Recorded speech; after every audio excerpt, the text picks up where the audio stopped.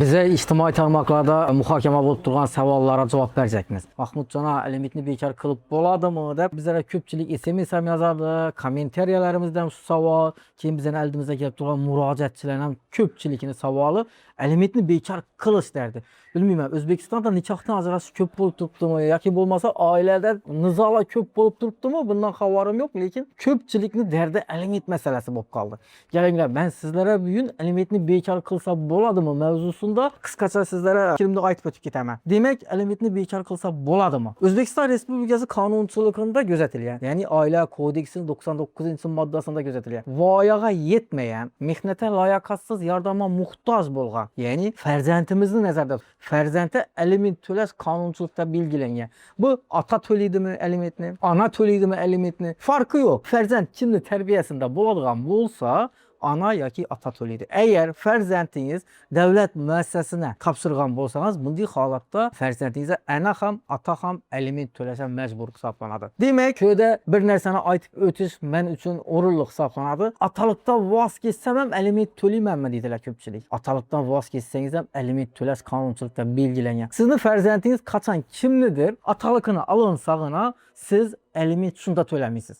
Başka holatlarda Oila kodeksining 99-moddasiga asosan aliment to'lashingiz shart. Demak, shunda savol bo'lib turibdi. Alimentni bekor qilish mumkinmi? Alimentni bekor qilish mumkinmi degan savolni o'zi noo'rin. Sababi alimentni siz farzandingiz ta'minoti uchun to'laysiz. Bu yerda biza hayvondan farqimiz shuki, hayvon farzand tug'gandan keyin, masalan, it, pishik farzand tug'gandan keyin uni ozgina amizib turib, sutdan qolgandan keyin tashlab ketadi. O'zining nomini o'zi topib yeydi.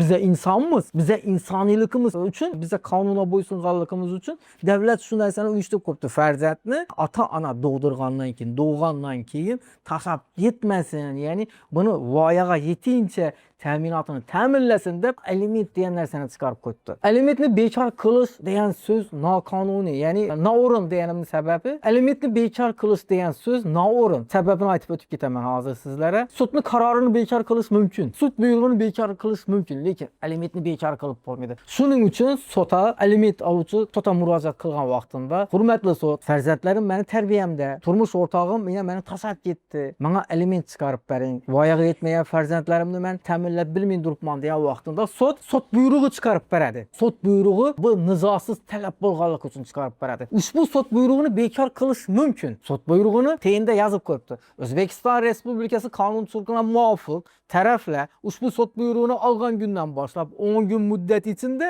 shikoyat qilishi mumkin ushbu sudga deb qo'yibdi. Sizlar sud buyrug'i kelganlar biladi. Endi ko'pchilikka sud buyrug'i borgan, shular biladi. Nafaqat sud buyrug'i, aliment, boshqa holatlarda ham nizosiz talablardan ham sud buyrug'i keladi. Sud buyrug'i teyinda. Demak, shikoyat qilish muddatingiz ko'rsatilganmi? Shu kun ichida sud buyrug'ini bekor qilish mumkin. Sababi qanday holatda bekor qilib bo'ladi? Siz aytasiz, men aliment to'lashni xohlamayman. Misal oddiy o'zingizning fikringiz. Yoki bo'lmasa farzandlarim meni tarbiyamda. Yoki bo'lmasa farzandlarimga nisbatan e'tirozim bor.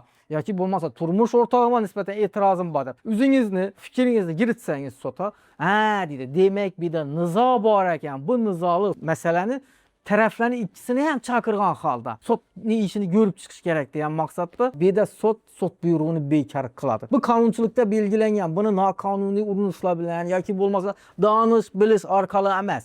Demak, muddat o'tib ketsa chiqib bo'ladi. Sud buyrug'idan muddat o'tib ketadi, ko'pchilikka pochta orqali geç yetib keladi yoki bo'lmasa xabari bo'lmay qoladi sud buyrug'ining chiqqanidan. Demak, siz muddatni tiklash uchun sudga iltimosnoma kiritasiz bunday holatda. Muddatni tiklash to'g'risida iltimosnomada o'zingizni uzrli sababingizni, sizlar ushbu xabarni qachon olganligingiz, ushbu xabarni olganligingizdan keyin necha kun ichida harakat qilganingiz, O'zbekiston Respublikasi Fuqarolik protsessual kodeksining 72-moddasiga asosan har bir dalilni keltirib o'tasiz. Demak, keltirib o'tganingizdan keyin bu yerda sud buyrug'ini sud bekor qilib beradi. Demak, hal qiluv qarorini bekor qilib bo'ladimi? Hal qiluv qarorini bekor qilish masalasi bu boshqa mavzu bo'lganlik sababli xudo xohlasa bu mavzudan video chiqaramiz. Chunki odamlar talab qilib turgan mavzuni biza yaratib bersa urinamiz. Agar sizning savollaringiz bo'ladigan bo'lsa, kommentariyada yozib qoldiringlar. Bundan tashqari bizlarga murojaat qiladigan bo'lsangizlar, bizning operatorimizni nomerini qoldiramiz. Shohjahon uka, shunda bizning telefon raqamlarimizni qo'yib o'tishni ilojisi bormi uka? Demək ki də, hörmətli fuqaralar, şu call centerimizə telefon qılsanızla, operatorumuz bilan bağlansanızla, sizləri mütəxəssislərimiz bilan bağlab bərədir. Mütəxəssislərimiz bilan bağlab bərəndə özünüzü qızıqdırğan suallarına bemalol bərəsizlər və cavab alasızlar. Demək, yenə sizlə bilən didar görüşüncə xeyirləşib qalamız. Sağ olun, salamat olun. Bir nərsəni aytışını unutmaq, hörmətli fuqaralar. Bizəni qollab quvvatlanan halda bu videonu dostlarınız bilan üləşsənizlə, like tüqməsini bassanızla bizə xüsusən olamız. Çünki bu videomuz tezraq adamlara yetib barısına səbəbçi olasılar. Bizənin mexnətimizlə inabat alıb, sizən bizəni qollab quvvatlab durun. Sağ olun, salamat olun.